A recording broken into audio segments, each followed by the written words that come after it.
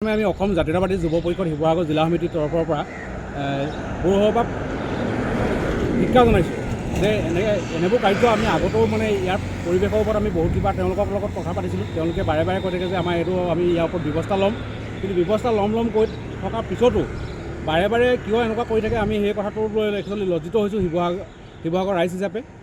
আৰু আমি শিৱসাগৰ এতিয়া নতুন আয়ুক্ত মহোদয় আহিছে, তেওঁকো আমি আপোনালোকৰ থ্ৰুৱেদি জনাব বিচাৰিছোঁ যে এই ব্যৱস্থাটো অতি সোনকালে নাশ কৰক, নহ'বা আমি শিৱসাগৰ হিচাপে সদায় লজ্জিত হৈ থাকিব লাগিব আৰু এই কাৰ্যক আমি ধিক্কাৰ জনাইছোঁ।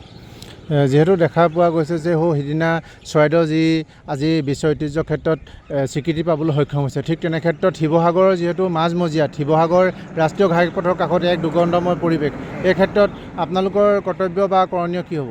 চাওক, আমি আগতেও তেওঁলোকৰ লগত আলোচনা কৰিছোঁ আৰু এতিয়াও আলোচনা কৰি আছোঁ, কিন্তু তেওঁলোকে বাৰে বাৰে এই কিয় কৰি থাকে এই কথাটো আমি বুজি পোৱা নাই। তেওঁলোকেতো বেলেগ আৰু শিৱসাগৰত জেগা নাইকিয়া নহয়। যদি শিৱসাগৰ মূল পথটোতে যদি এনেকুৱা অৱস্থা হয়, শিৱসাগৰ বিশ্ব ঐতিহ্যৰ ক্ষেত্ৰত কেনেকৈ থান পাব?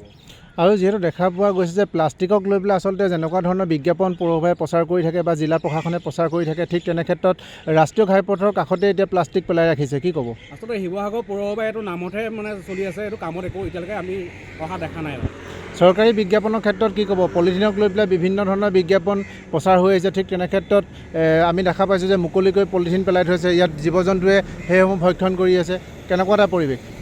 আচলতে এই পৰিৱেশটো যদি ক'বলৈ যাওঁ, তেওঁলোকে বিজ্ঞাপনৰ নামত অকল টকা ঘটাৰ এটা আহিলা হিচাপেহে ব্যৱহাৰ কৰিছে। বাকী তেওঁলোকে প্লাষ্টিক যিটো বৰ্জন হ'ব বুলি কয়, কিন্তু বৰ্জনকৈ প্লাষ্টিকটো বেছিহে আমি দেখিবলৈ পাই গৈছোঁ। এতিয়া যদি আপুনি এই পৰিৱেশটো যদি চায়, গতিকে ইয়াতো অকল প্লাষ্টিকেই দেখিবলৈ পাব। এই ক্ষেত্ৰত কি ক'ব উপায়ুক্ত মহোদয়ক? আমি উপায়ুক্ত মহোদয়ক অতি সোনকালে ইয়াৰ পৰা যে জাবৰ জোঁথৰখিনি বেলেগ ঠাইলৈ নিয়ে, তাৰ কাৰণে আমি দাবী জনাম।